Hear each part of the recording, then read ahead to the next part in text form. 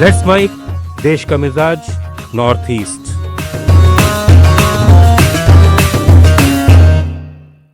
देश का मिजाज, खबरें उत्तर पूर्वी राज्यों से। प्रधानमंत्री नरेंद्र मोदी के 13 सितंबर को संभावित मणिपुर दौरे को कांग्रेस ने बहुत देर करार दिया है। कांग्रेस नेता जयराम रमेश ने कहा कि मई 2023 से जारी जातीय हिंसा के बावजूद प्रधानमंत्री 2.5 साल तक चुप रहे। बीजेपी सरकार और मुख्यमंत्री एन वीरेंद्र सिंह ने हालात और बिगाड़े। फरवरी 2025 में राष्ट्रपति शासन के बाद भी हालात नहीं सुधरे हैं। आपको बता दें कि मिजोरम में रेलवे स्टेशन का उद्घाटन करने के बाद पीएम के इम्फाल और चूड़ाचांदपुर आने की संभावना है। केंद्रीय मंत्री सर्बानंद सोनोवाल ने असम के गुवाहाटी में water voyage north east conference में शिरकत की। प्रेस कॉन्फ्रेंस में उन्होंने बताया कि प्रधानमंत्री नरेंद्र मोदी 27 से 31 अक्टूबर तक मुंबई में होने वाले इंडिया मैरीटाइम वीक में शामिल होंगे।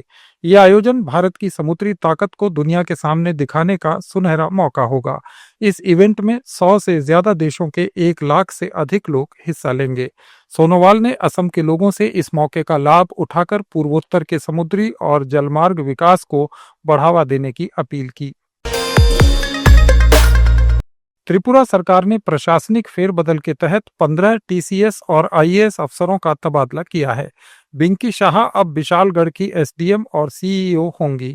पहले वे गुवाहाटी में थीं। राकेश चक्रवर्ती को गोमती जिले के डीएम ऑफिस में सीनियर डीएम बनाया गया है। देवजानी चौधरी धर्मनगर की एसडीएम होंगी। सजल देनाथ को मोहनपुर का एसडीएम नियुक्त किया गया है। मेघालय में कब्रिस्तान और शमशान की भारी कमी को लेकर हाईकोर्ट ने सख्त रुख अपनाया है।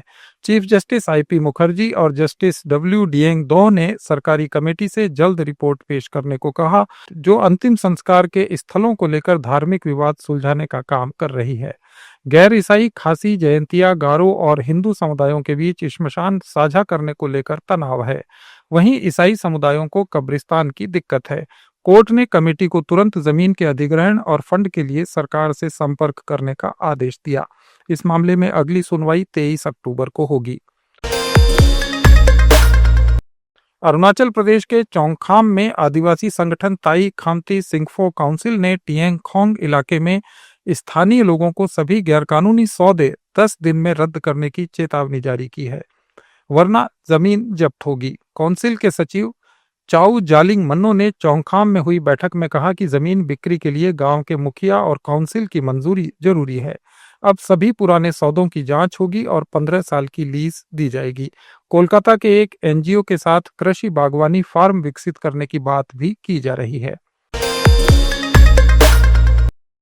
मणिपुर पुलिस ने मकलांग में एक गाड़ी से 1800 लीटर अवैध शराब के साथ 3 लोगों को गिरफ्तार किया है।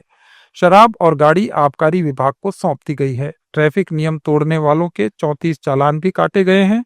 राज्य के संवेदनशील स्थानों पर भी पुलिस ने 113 चेक पॉइंट बनाए हैं। नागालैंड के मुख्यमंत्री नेफ्यू रियो ने बढ़ती बेरोजगारी को गंभीर मुद्दा बताया और सरकारी नौकरी पर निर्भरता छोड़कर उद्यमिता अपनाने की सलाह दी। विधानसभा में चर्चा के दौरान उन्होंने कहा कि 150 फॉरेस्ट गार्ड की भर्ती के लिए 20,000 आवेदन आए, जो नौकरी की कमी नहीं बल्कि रोजगार की समस्या बताता है। रियो ने स्किल डेवलपमेंट डिपार्टमेंट को अध्ययन करने और इसका समाधान सुझाने को कहा।